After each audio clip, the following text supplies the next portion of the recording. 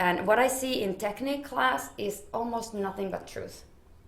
Everything you experience in doing in a technique class is always truthful, and I'm always blown away, and it's beautiful and wonderful,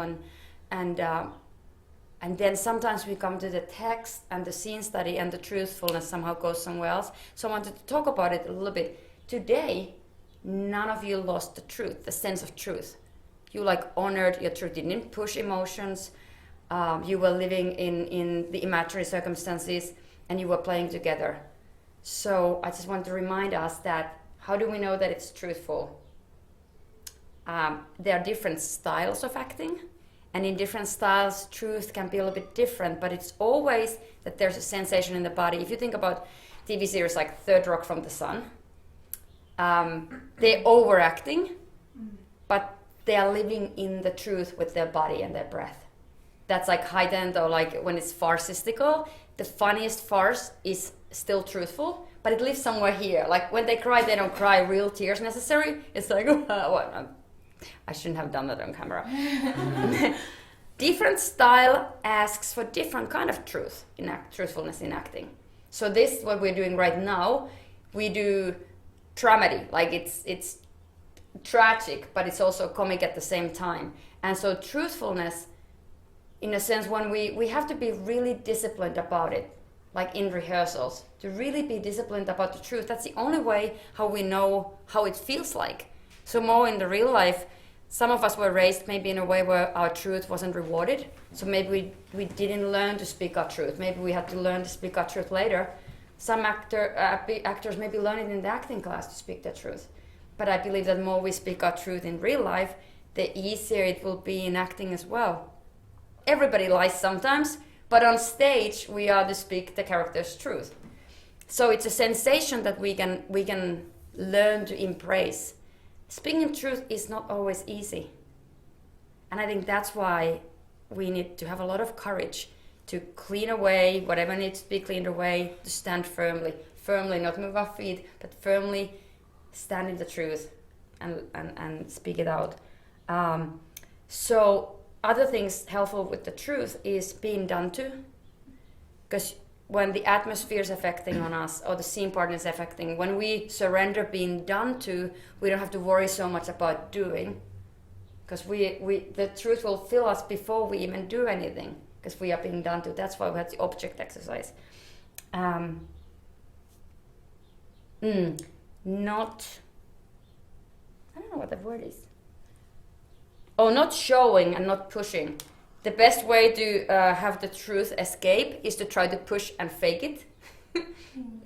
So we had a run where you said that there was. And then the other thing I wanted to talk about, that was a little bit about truth. Anybody want to say anything about that?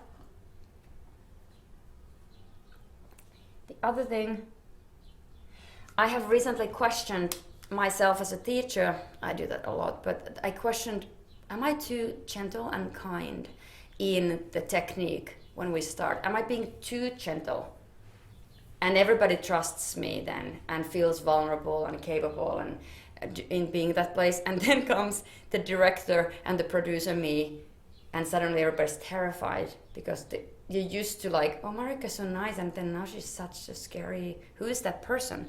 And then I thought, well, maybe, without really realizing, maybe it's I'm hoping to turn it into a gift, because I'm thinking the reason I'm teaching is that you will learn to become your own teacher.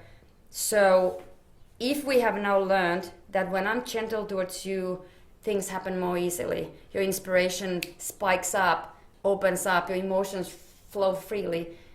And then when I'm not that, you have already learned that that's helpful. So therefore you will be that for yourself.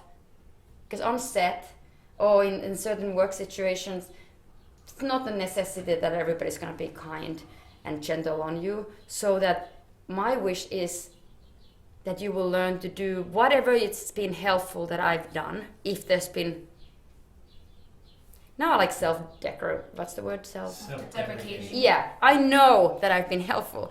And I've given my everything to be helpful, and then I'm a human being and I make mistakes, and sometimes I say silly things and I write emails in the wrong way. But this comes to the next thing, trust.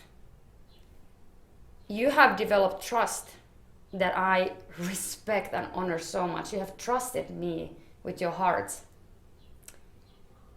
So if we turn this, then you have trusted me, you've given your hearts and your art and your whole beings in these explorations, in classes together. Now it's time to give that trust to yourself.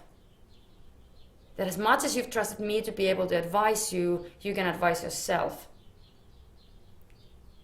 And you can coach yourself. And I'm not like gonna disappear anyway, but does any of this make sense? Yes. So, trust, discipline, and asking what is helpful. So if you can't find what's helpful, then go and like, how would Marjo-Riikka coach this actor? Take yourself out of it and go like, oh, there's an actor with a dilemma. What would Marjo-Riikka say? Or what would I say? What would you say if you helped a fellow actor with that problem? Sometimes it's easier to help someone else and see it differently. So in a Chekhovian way, we can imagine, like he said, you can like observe the character, or you can like, when you're on stage, you can be on the side and looking at you, like during the performance, kind of watching yourself. So the same way you can go like, if you are in a moment of you don't have inspiration, step aside, look at that human being and that actor and go like, how could I help this person? As if you were their best friend. And then you'll have an answer probably. I just wanted to put it out there. Thank you, that's all. Good.